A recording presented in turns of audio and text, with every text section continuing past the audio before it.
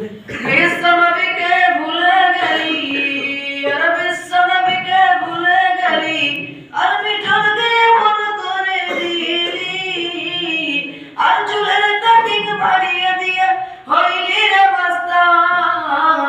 2023 সালের মুসলমান, হায় হায় রে 2023 সালের মুসলমান, তোরা হারালি ঈমান।